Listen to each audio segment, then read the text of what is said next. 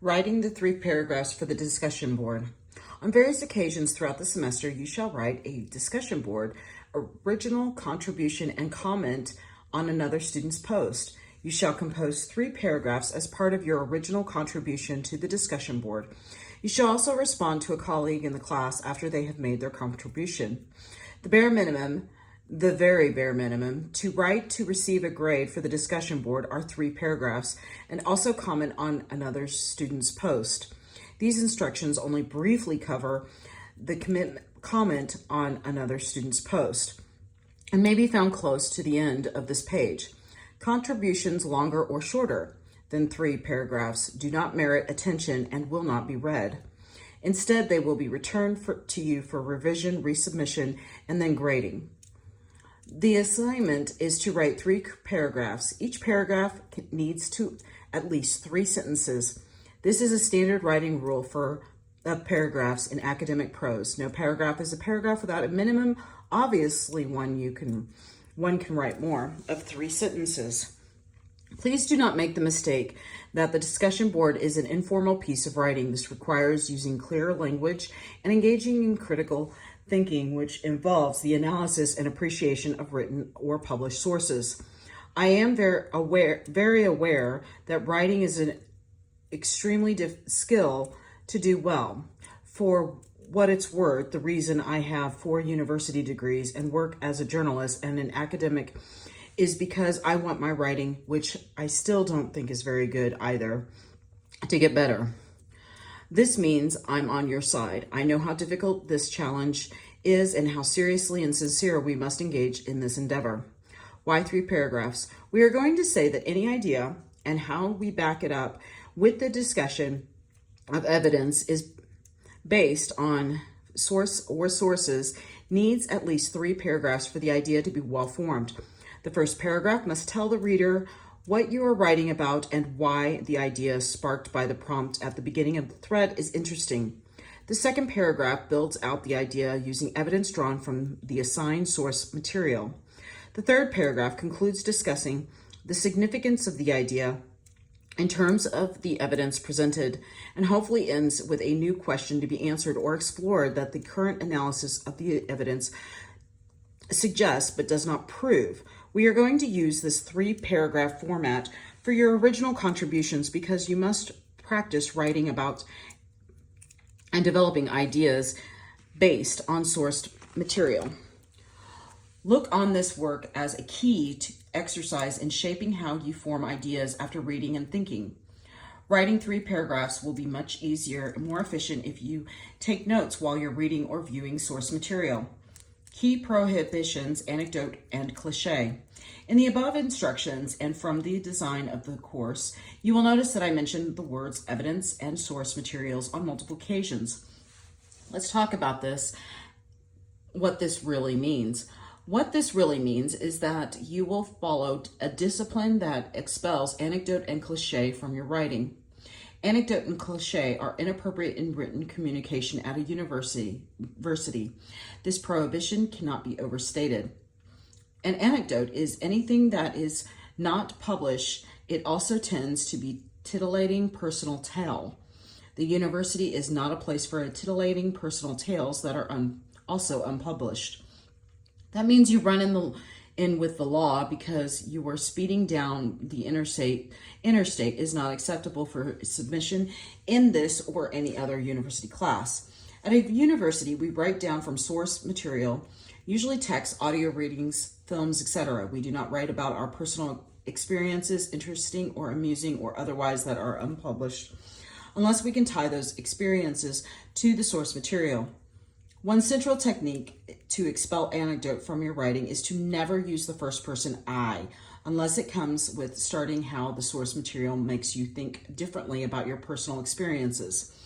Writing from your own experience, which cannot be reviewed in any way because it is not published, it is not scholarship, unless it can be tied to the source material.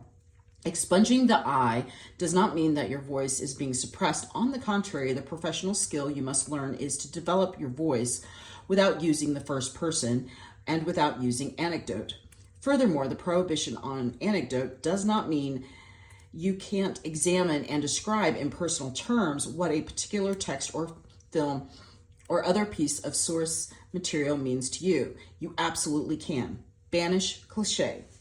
Using cliches is a bar to good writing. Cliches are awful because they are hollow and they are almost always a recourse to groupthink rather than a careful deliberation over source material. You can read more about it, how to write well, if you read George Orwell's essay, Why I Write. The semester after semester, some students want to tell me about the greatness of the American dream, or that the United States is a country of laws and not of people, also cliche and a dangerous one, or that the United States is the best place in the world to be. It may be, but that's not purely subjective and a cliche. Or that the police do not engage in a systematic abuse. It's all just a matter of a bad apple, unquote. So they write to me. In one fell swoop, obliterating years of careful study and reflection by scholars, government, and public on a complex issue, you may have a political axe to grind about the state of the world and how you think the world should be run. But this is not the place for you to grind your personal axe. The bad apple, so-called argument, is really just a cliche, and a trite one at that. Humans are not apples. Humans are nothing like apples. When I look at an apple, I see an apple. When I look at a human being, I see a human being. I do not see an apple. The cliche fails. It is hollow. It does not encourage thought. Indeed, using poorly chosen metaphors, humans are not apples, actually invites ridicule of your text. If anything, the worst thing about the cliche seems to be that we are blaming the beautiful apple for human failings. Don't you find that just a little bit odd and hollow? Human behavior within the system and institutions is complicated, so complicated, in fact, that modern civilization has developed universities where we approach questions about human condition from multiple vantage points with multiple disciplinary perspectives. Universities do not reduce human behavior to cliche. So why do writers and researchers and others use cliches? Because using a cliche prevents hard thought. It's lazy and comfortable and has nothing to do with robust thinking or excellent writing. A cliche is the absence of thought, not analytically valid modes of writing at a university. Cliche and anecdote are not analytically valid modes of writing at the university, and frankly, I find them tedious and boring to read. Instead of following a reader to concentrate on substance, they gloss over substance. The point is always to use your own language and experiences to talk about the source material and the topic at hand. I'm even more appalled that many teachers think it acceptable to use anecdote and cliche in the classroom. It isn't. Telling students about personal experiences without any concern for published sources is not scholarship.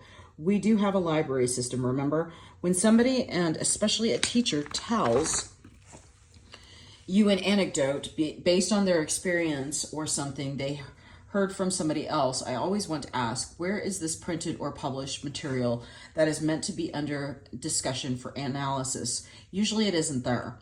So all one hears is just a hazy collection of some things that happen to somebody's, usually people without names. Having said that, the teachers who take a text or any other source and relate it to their experience and understanding, even using the I, well, that is exactly what we were trying to cultivate. I'm being brutally honest about these points because it is my job as a university professor to encourage writing based on cliche or anecdote, but on description, explanation, and criticism of published sources in order to shape an analysis. With anecdote and cliche now banished, let's move on to what you positively must do in your discussion board original contributions. An example of 3-paragraph format. Here's an example of what we were looking for in the original contributions in the discussion boards. When you read this example, please remember that it is made up and it is to give you an idea of format and the importance of using sources. As to the quality of this particular model, I wrote it. It is not at all good because the language is banal and the ideas are not interesting.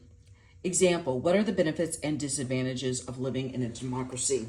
The first paragraph, use it to respond immediately to the question or statement in the thread prompt, establishing the question's significance and giving the reader some idea where you are writing is actually going, analytically speaking.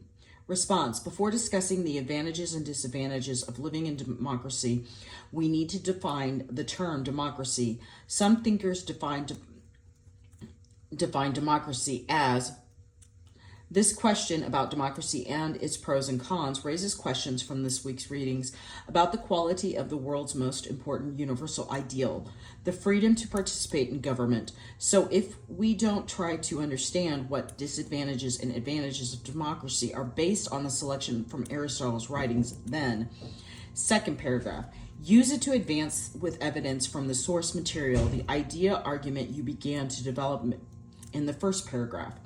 Textbook A comments that one of the biggest disadvantages of democracy as practiced in most Western countries is that the majority rules over minority.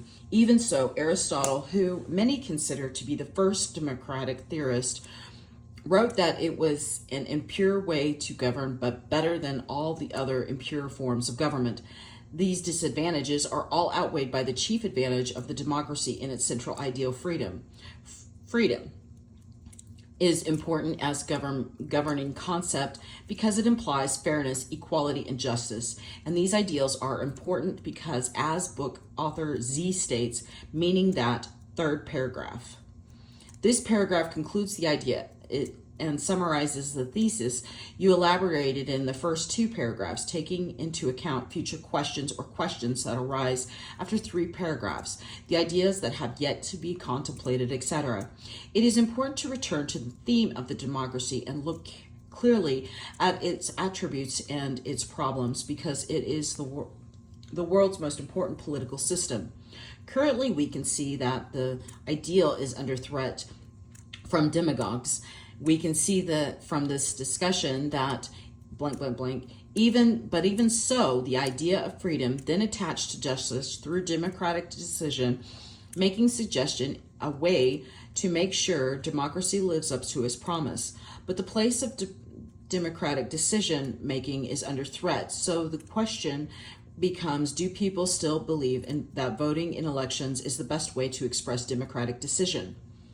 The comment on another student's post. This is a required part of each week's discussion board. But the comment does not obey the same rules as the original post. You have a lot more leeway.